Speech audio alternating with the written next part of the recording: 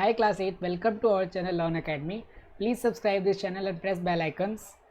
So आज हम पढ़ेंगे किस स्टोरी को द बेस्ट किसने प्रेजेंट द वर्ल्ड। इस स्टोरी को हम पढ़ेंगे, इसकी समरी को, इसके कैरेक्टर स्केच को देखेंगे। तो चलिए स्टार्ट करते हैं हनी ड्यू बुक का फर्स्ट चैप्टर आपका।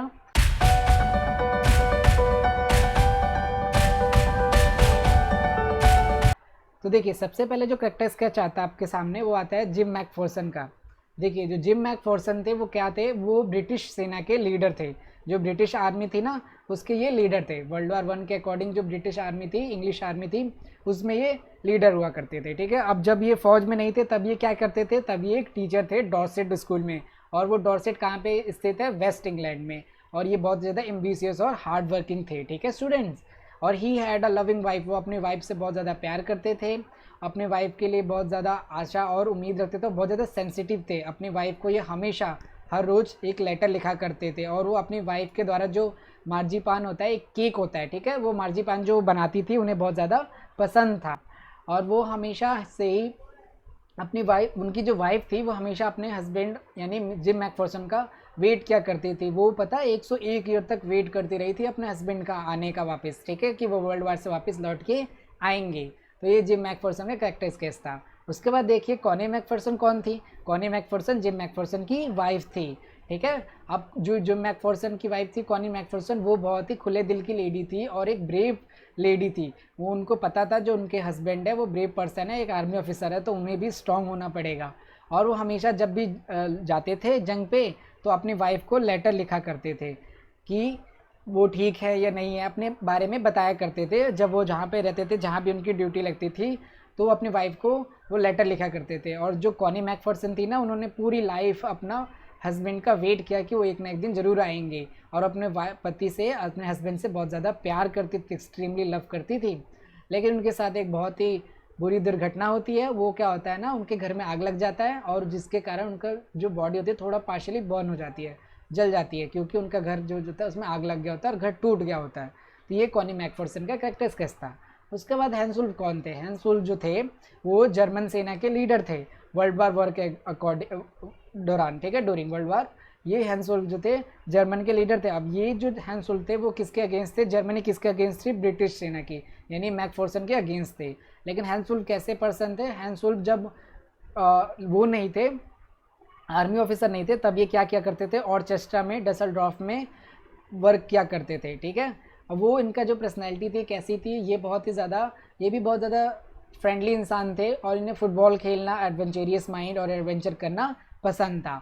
तो ये 3 कैरेक्टर स्केच हम पढ़ा और स्टोरी को स्टार्ट करते हैं। तो चलिए स्टोरी की स्टार्ट किस तरह से होती है स्टूडेंट्स, कि क्या होता है, जो इस कहानी के लेखक है माइकल, वो जाते हैं एक कबाड़ी वाली दुकान के पास और वहाँ से वो एक पुराना सा टेबल परचेज करते हैं। अब वो टेबल क्या होता है, पुराना होता है ना, तो पुराना होने के कारण उन्हें वो सस्ते में मिल जाता है। अब वो पुराना है तो थोड़ा सा वो टूटा फूटा होता है, ख़राब होता है, तो वो सोचते हैं कि वो उसे क्रिसमस की ईव यानी क्रिसमस की रात से पहले, एक दिन पहले उसे ठीक कर लेंगे। उसे घर लाते हैं और उसे ठीक करने की तैयारी करते हैं। अब उसके ड्रॉअर वगैरह को ओपन करते हैं तो एक ड्रॉअर जो होता है ना, और जो ये जो टेबल होता है वो पुराना होता है, तो उसमें क्या होता है, आग और पानी के धब्बे वगैरह होते हैं। अब जिस इंसान ने इसको कबाड़ी वालों को बेचा होता है ना, उसने बताया होता है कि ये जो टेबल है बहुत ज़्यादा पुराना है, ठीक है, जो इसका मालिक रहा होगा। और ये कब का होता है, ये 19th सेंचुरी का होता है, 19वीं सदी का। और ये किससे मिलके बना होता है, मेड ऑफ ओक नाम की लकड़ी से मिलके बना होता है। टेबल किस नाम की लकड़ी से बना, ओक नाम की।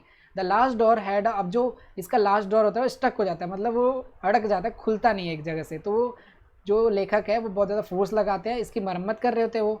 तो जब वो फोर्स लगा के खोलते हैं और खोलते तो उन्हें क्या दिखता है, एक उन्हें सीक्रेट स्पेस दिखाई देता है। और उस स्पेस में, उस खाली जगह में एक बॉक्स रखा होता है ब्लैक कलर का। और उस बॉक्स के ऊपर एक बात लिखी होती है। क्या लिखा होता है, पढ़े उस बॉक्स के ऊपर, तो लिखा होता है Jim's last letter received 25 January 1915 to be bond with me when the time is comes. तो उस लेटर, उस बॉक्स में एक बात लिखी होती है कि ये जो जिम का है लास्ट लेटर है, जो 25 जनवरी 1915 को मिला, और जब मुझे जलाना तो इस बॉक्स को मेरे साथ ही जला देना। ये जो बेचने वाला है ना, जिसने टेबल बेचा होगा, उसने इस बॉक्स को रखा होगा, ब्लैक कलर के बॉक्स को। अब जो लेखक होते हैं उनको एक्साइटमेंट होती है और उस क्या करते हैं, वो ओपन करते हैं बॉक्स को। जब वो ओपन करते हैं तो उन्हें एक लेटर मिलता है, उस लेटर पे एक एड्रेस लिखा है।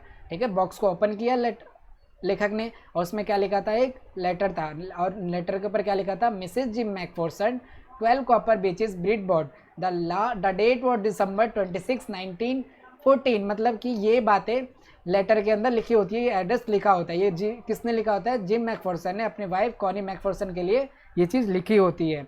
उसके बाद क्या होता है, देखिए, the author reads the letter, author क्या करता है, ब्लैक बॉक्स को खोल लेता है, उसमें क्या मिलता है, लेटर ले मिलता है, और लेटर किसके लिए होता है, कॉनी के लिए होता है, कॉनी के हस्बैंड ने लिखा होता है, जिम ने।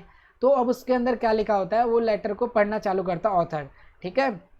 तो जब वो उसको खोलता है तो उसमें मिसेस मैकफॉर्सन के लिए होता है, तो जब उसको खोलता है तो उसके अंदर कुछ इंसिडेंट के बारे में लिखा होता है।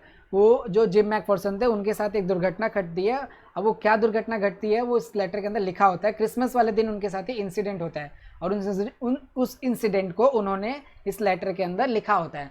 तो इस लेटर के अंदर क्या लिखा होता है, चलिए इसको पढ़ते हैं। तो सबसे पहले जो जिम मैकफॉर्सन लिखते हैं वो इसमें लिख रहा होता है उन्होंने कि वो उनके लिए एक अनफॉरगेटेबल मोमेंट था। अब अनफॉरगेटेबल मोमेंट था तो क्या था, तो चलिए स्टार्ट करते हैं इस लेटर के अंदर क्या लिखा है उसके बारे में पढ़ना। तो देखिए, सबसे पहले क्या होता है, जो जर्मन होता है ना, जर्मन सेना होता है, वो किसके दुश्मन होती है, ब्रिटिश की। जो जर्मन सेना होती है वो दुश्मन होती है किसकी, ब्रिटिश सेना की। तो उनके बीच में तो लड़ाई होनी चाहिए ना।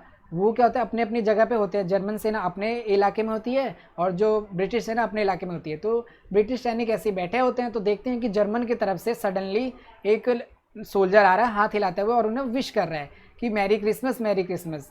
तो जिम मैकफॉर्सन इस चीज़ को देखते हैं, तो वो देखते रहते हैं और फिर उन्हें आश्चर्यचकित लगता है कि ऐसा कैसे होता है, एनिमी तो लड़ने के लिए होते हैं, एनिमी साइड से ऐसे कैसे कोई हमें फ्रेंडशिप करने के लिए आ रहा है, हमसे बात करने के लिए आ रहा है। तो जो इनके ब्रिटिश सेना के सोल्जर्स होते हैं वो भी रिप्लाई करते हैं, वो भी कहते हैं same to you, same to you, यानी मैरी क्रिसमस, मैरी क्रिसमस का रिप्लाई देते हैं। तो जो होते हैं मैकफॉर्सन वो सरप्राइज हो जाते हैं, और वो फिर क्या कर देखते, और फिर वो देखते हैं कि जो जिम मैकफॉर्सन देखते हैं कि जो सेना है, जर्मनी की सेना उनकी तरफ चली आ रही है, ठीक है, और हाथ हिलाते हुए और हाय वगैरह करते हुए। तो जिम मैकफॉर्सन कहते हैं अपने कि चौकन्ने हो जाओ, हो सकता है उनकी कोई ये ट्रिक हो सकती है कि जो दुश्मन है वो इतनी फ्रेंडली बिहेव क्यों कर रहा है, उसकी एक ट्रिक हो सकती है। बट ऐसा कुछ नहीं होता, they are bringing with them German wine and can meet it. अब वो देखता है कि वो अपने साथ वाइन और मीट वगैरह को खाने का सामान भी लेके आ रहे हैं। वो आते हैं और ब्रिटिश सेना को हगिंग करते हैं, ठीक है, गले लगाते हैं। और जर्मन के जो ऑफिसर थे, जो हैंस वुल्फ थे, वो मैकफॉर्सन के पास आते हैं और अपना परिचय देते हैं कि वो हैंडशेक पहले करते हैं, जर्मन के सेना के जो लीडर होते हैं, ठीक है, वो हैंडशेक करते हैं किसके साथ, ब्रिटिश सेना के जिम मैकफॉर्सन के साथ।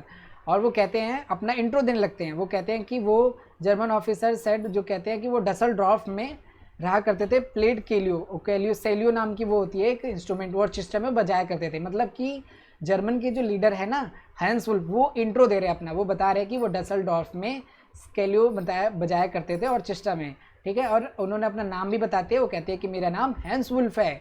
एंड इन रिटर्न में जिम मैकफॉर्सन जो होते हैं वो भी अपना इंट्रोड्यूस देते हैं। वो कहते हैं कि वो सेना में आने से पहले टीचर थे। कहाँ पे टीचर थे, वो डॉर्सेट में स्थित स्कूल में वो टीचर हुआ करते थे। उसके बाद से Dorset and hardly, Hans Wolf smile, Hans Wolf क्या करते हैं, स्माइल करते हैं। एंड ही न्यू डॉर्सेट, वो कहते हैं कि हाँ वो डॉर्सेट को जानते हैं। और in fact he had never been to England, वो कहते हैं कि वो कभी इंग्लैंड नहीं गए, बट ही न्यू इंग्लिश, वो कहते हैं कि मैं इंग्लैंड नहीं गया मगर मैं इंग्लिश जानता हूँ। ये हैंस वुल्फ कह रहे हैं, किससे हैंस वुल्फ ये बातें कह रहे हैं, जिम मैकफॉर्सन से। ही फेवरेट राइटर, वो कहते हैं कि उनके जो his favourite writer Thomas Hardy, कहते हैं हैंस वुल्फ कि मेरा फेवरेट राइटर जो है वो थॉमस हार्डी। और वो कहते हैं उनकी जो फेवरेट बुक है far from the madding crowd, ये उनकी फेवरेट बुक होती है। Far from the madding crowd Hans Wolf की फेवरेट बुक होती है। It was a from there is had learn all about the Dorset, वो कहते हैं कि उन्होंने इस बुक से अपने डॉर्सेट के बारे में बहुत सारी चीज़ों को सीखा है। उसके बाद जिम मैकफॉर्सन जो होते हैं shared with Hans Wolf the Christmas cake. अब जो हैंस वुल्फ्स होते हैं उनसे जिम मैकफॉर्सन अपना क्रिसमस केक शेयर करते हैं। और वो क्रिसमस केक कौन बनाता है, उनकी जो वाइफ होती है ना, मार्जी वाइफ होती है, जिम मैकफॉर्सन की वाइफ कौन होती है, कॉनी मैकफॉर्सन, वो इस केक को बनाती हैं और उस केक का नाम कहता है मार्जिपन। हैंस वुल्फ से वो शेयर करते हैं, हैंस वुल्फ खाते हैं और कहते हैं कि वाह ये तो बहुत टेस्टी है, आज तक का जो उन्होंने सबसे बेस्ट मार्जिपन इन्होंने खाया है, सबसे बेस्ट केक रहा है। और वो कहते हैं कि ये वंडरफुल पार्टी है क्रिसमस की।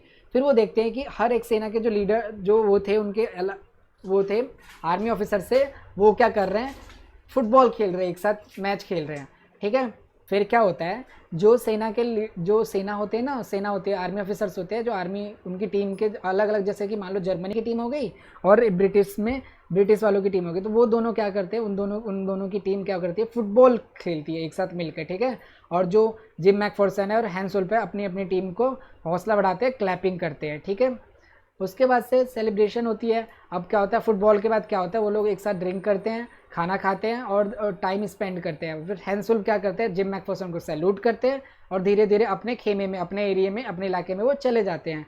The night of Germans were heard singing a carol. फिर जो जर्मन्स होते हैं ना, उस रात को गाना गाते हैं, कैरोल नाम की कोई सिंगिंग होती है, उनमें वो गाना गाते हैं। फिर इंग्लिश सोल्जर भी रिप्लाई करते हैं, rousing chorus of another carol. अब कैरोल को ही वो गाना दोबारा रिप्लाई करते कैरोल ही, लेकिन वो अदर फॉर्म में, ठीक है, किसी और लैंग्वेज में या किसी और टून में। उसके बाद they exchange carols for the while and then it was all silence. फिर वो अपने जो कैरोल्स होते हैं उसको शेयर करते हैं, एक्सचेंज करते हैं। फिर धीरे धीरे क्या होता है, शांति हो जाती है, सब चुप हो जाते हैं, सब अपने अपने एरिया में चले जाते हैं। जर्मन सेना अपने एरिया में चले जाती है, ब्रिटिश सेना अपने एरिया में चली जाती है। फिर मैक्समोर्सन ने ये सारी बातें अपने लेटर के अंदर लिखी होती है, ठीक है।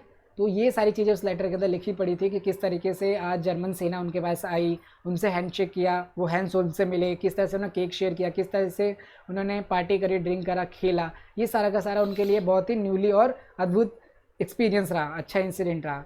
फिर मैकफॉर्सन लेटर के एंड में लिखते हैं, उन्होंने लेटर के एंड में लिखा होता है कि उम्मीद करता हूँ कि ये जो लड़ाई है जल्दी जल्दी ख़त्म हो जाए और हम सब के सब अपने घर रिटर्न हो जाए, अपने फैमिली के साथ समय को स्पेंड करें।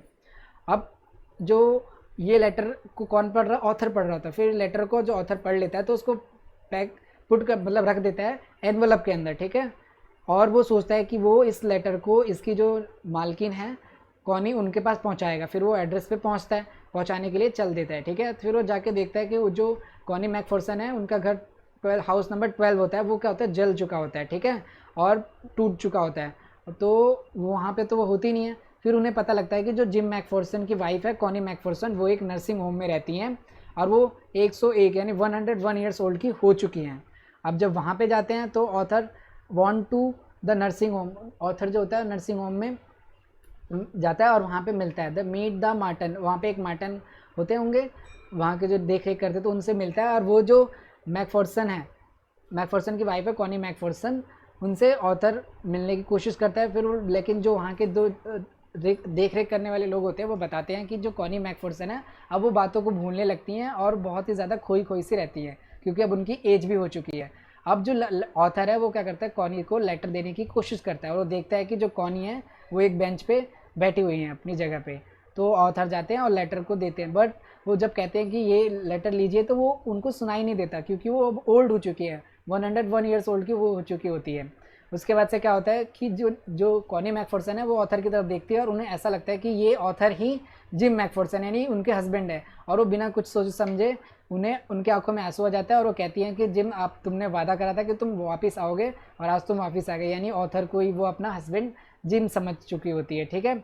He had return on the eve of Christmas, उन्होंने कहा था कि तुम क्रिसमस के शाम को आओगे और तुम आ गए। और वो क्या करती है, अपने जो ऑथर को अपना हस्बैंड समझ के किस करने लगती हैं चिक्स पे और प्यार करने लगती है। शी टॉक लॉन्ग, और कहती हैं कि बहुत सारी बातें करती है और कहती है कि उनके पास बहुत सारी बातें हैं लंबे समय तक जो उनसे नहीं मिली होती हैं, तो बहुत सारी अपने प्यारी प्यारी बातें करने लगती हैं।